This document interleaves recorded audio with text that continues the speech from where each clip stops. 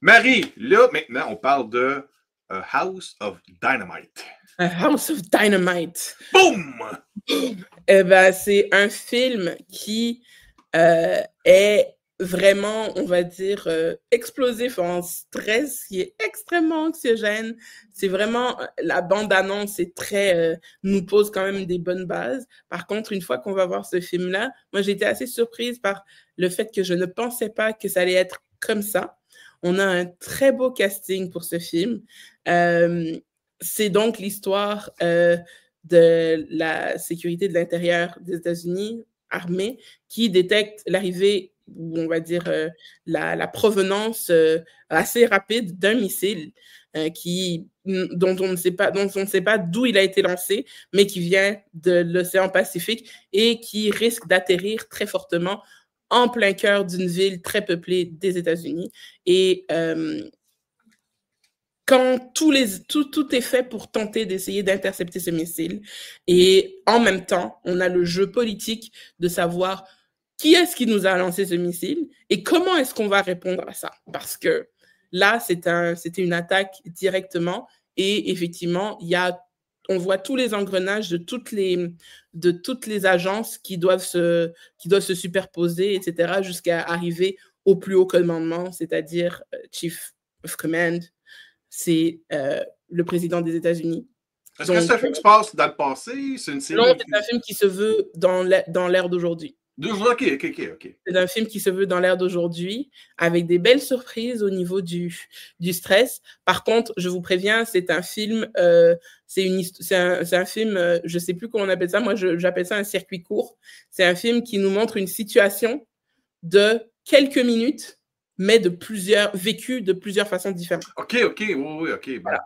Donc, on a, si vous voulez, la même situation, mais bon, vécu du centre de commandement, vécu de la CIA, vécu de l'armée, vécu même du côté présidentiel avec le secrétaire d'État, etc., etc. On a plein de gens et justement, ça explique aussi quel est le déroulement de si effectivement ça se produit. C'est exactement cette chaîne de commande-là qui est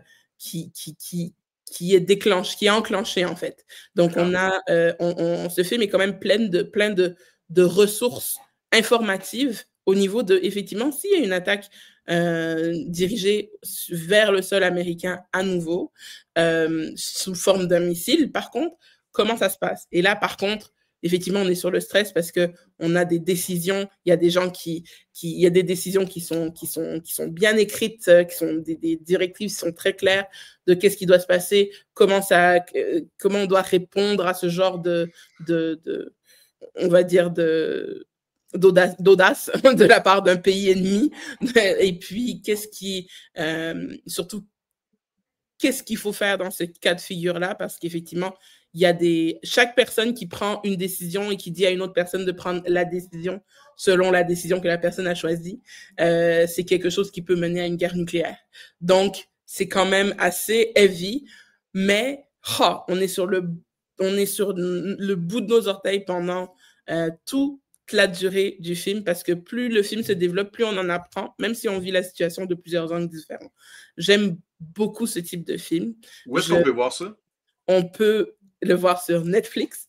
Et il est également au cinéma actuellement. Wow, okay. Ce que j'ai trouvé que c'était vraiment un très beau geste de la part de Netflix, c'est de mettre leur série, leur film à l'écran, d'aller faire profiter le public de ce moment au cinéma pour leur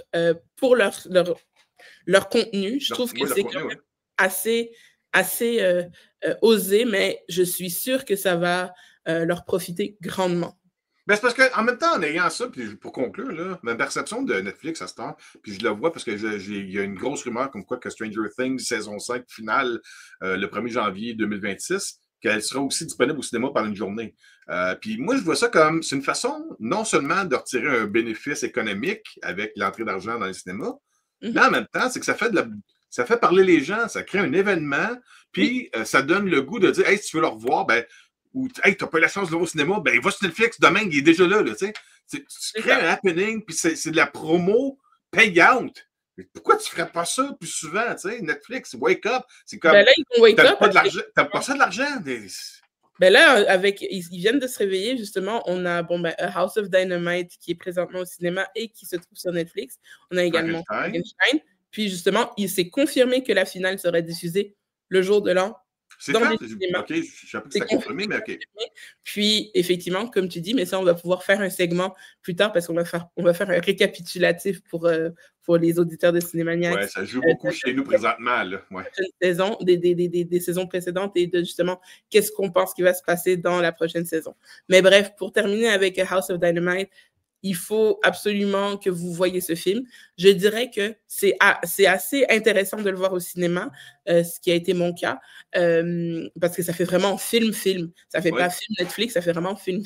Mais pour ceux qui n'ont pas forcément l'occasion, c'est simultané au cinéma et à l'écran à la maison.